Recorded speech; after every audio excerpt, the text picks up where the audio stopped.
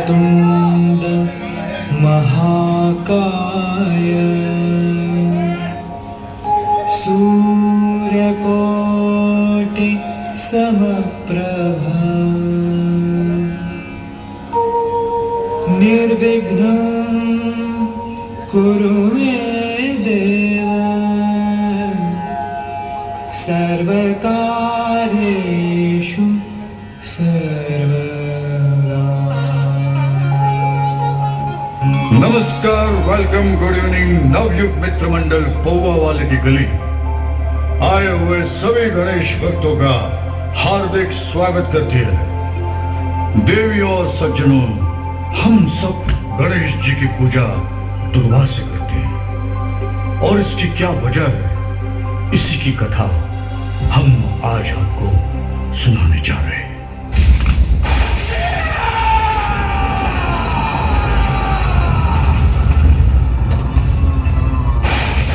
अंगनासुर नामक एक दैत्य था जिसे अपनी माता सौंदर्यवती नर्तकी तिलोत्मा का वरदान था कि किसी भी अस्त्र शस्त्र से उनका वध संभव नहीं होगा।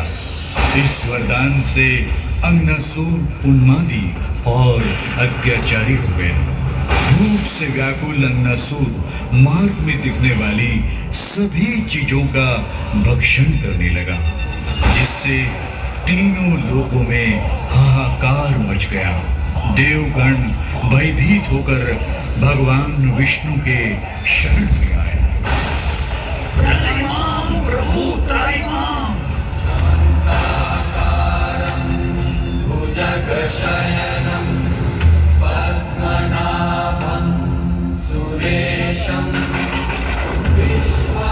क्या बात है देवगण, तुम सब इतने व्याकुल क्यों दिखाई दे रहे हो? हे कमल नयन, हे सृष्टि के पालनहार, दैत्य अंगनासुर से हमारे प्राणों की रक्षा कीजिए प्रभु, रक्षा कीजिए। इसके लिए तुम्हें विघ्नहर्ता गणेश जी की शरण में जाना होगा। वे ही इस दानों से तुम्हारी रक्षा करेंगे। विष्णु जी के कहने पर देवगणों ने श्री गणेश जी की आराधना की।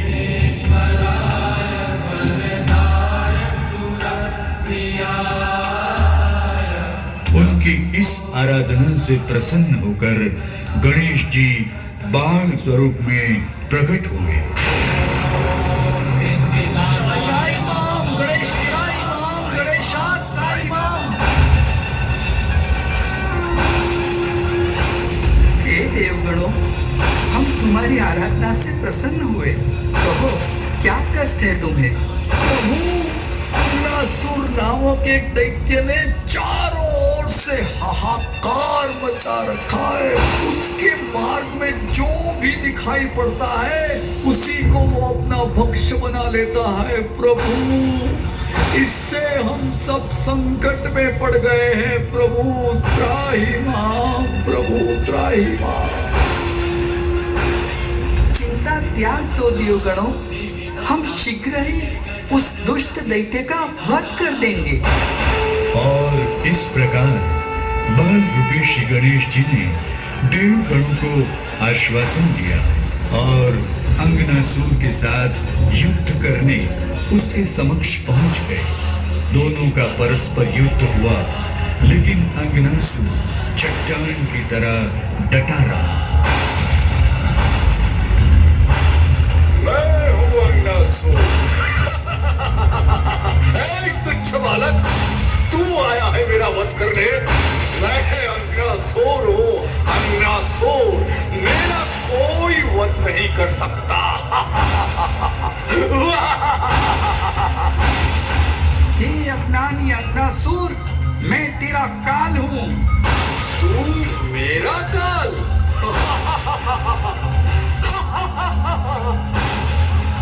उसने हर प्रहार का निडरता से सामना किया और तभी आकाशवाणी हुई। हे बाल विराट रूपी गणेश, अंगनासुर किसी भी अस्त्र शस्त्र से मारा नहीं जा सकता। क्योंकि वे अपनी माता तिलोत्मा की उपज है तथा तिलोत्मा का अपने इस पुत्र को दिया हुआ वरदान ही उसका सुरक्षा कवच है। जिस प्रकार माता पार्वती ने अपनी अस्मिता रक्षण के निमित्त आपको गढ़ा था, उसी प्रकार माता तिलोत्मा ने यमराज से अपनी अस्मिता रक्षण के निमित्त अंगनासुर को गढ़ा है। इस आकाशवाणी को सुनकर बाल विराट रूपी श्री गणेश धर्म संकट में पड़ गए, किंतु अंगनासुर की असुरी प्रवृत्ति से उन्हें देवगणों की रक्षा भी तो करनी थी। तभी उन्हें एक युक्ति सूझी। तू मेरा अंत करेगा?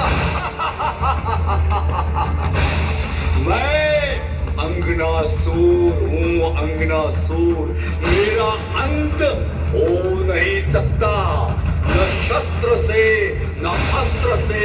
इन तीनों लोगों में मुझे कोई नहीं मार सकता।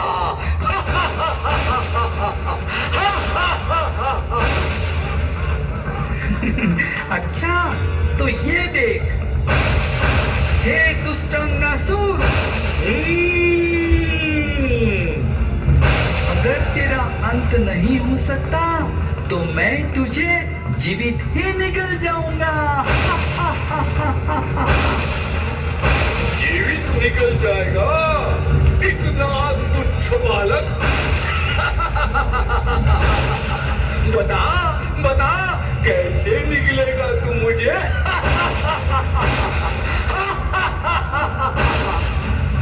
देखना है तो ये देख।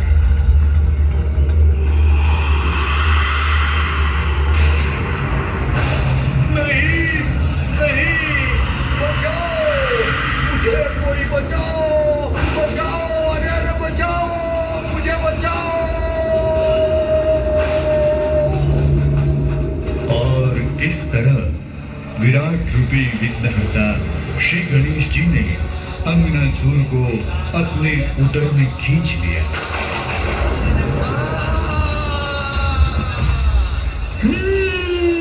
देखा, आखिर मैंने तुम्हें निगल ही लिया। किंतु अंगनासुर की असुरी शक्तियों से गणेश जी के उदर में जलन होने लगी। अरे अरे ये क्या हो रहा है? ये मुझे जलन क्यों हो रही है? मेरे पेट में जलन क्यों हो रही है? माताश्री, पिताश्री, मेरे पेट में जलन हो रही है। कृपा करके मेरे पेट की अग्नि शांत होने के लिए कोई उपाय बताइए, मुझे बचाइए। उनकी इस जलन को दूर करने के निमित्त भगवान शंकर ने अपना विषधर नाग प्रदान किया, परंतु इसका कोई प्रभाव नहीं पड़ा। तब चक्रपाणी विष्णु जी ने अपना कमल प्रदान किया, किंतु वो भी निष्फल हुआ। वरुण देव ने वर्षा से उनका अभिषेक किया, किंतु समस्या पूर्ववत ही जटिल बनी रही। आखिरकार ऋषि मुनियों के हाथ 21 दुर्वा श्री गणेश जी के मस्तक पर रखते ही उनकी उदर ज्वाला शांत हो गई। अब मुझे बहुत अच्छा लग रहा है। मेरे पेट की अग्नि भी शांत हो गई है। धन्यवाद ऋषिवर। मैं वरदान देता हूँ कि आज के बाद जो भी मुझे दुर्वा समर्पित करेगा उसके सारे विघ्न कष्ट मैं अवश्य दूर कर दूंगा। प्रभु लंबोदर गणेश जी की, प्रभु लंबोदर गणेश। और इसीलिए श्री गणेश जी को पूजा में दुर्वा चढ़ाई जाती है।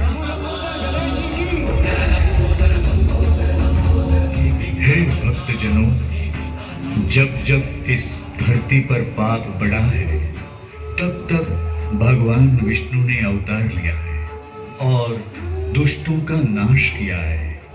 भगवान विष्णु के अब तक 9 अवतारों का अवतरण इस धरती पर हो चुका है।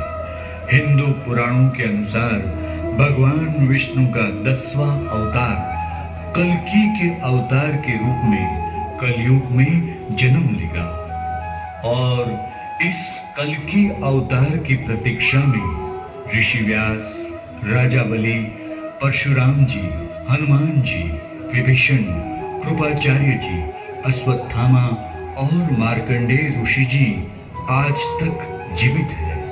इन अष्ट चिरंजीवियों के साथ कल्कि अवतार की इस सुंदर प्रभा में विराजमान श्री गणेश जी को भावपूर्ण प्रणाम करके उनके आशीर्वाद लें। सिद्धिदाताय नमः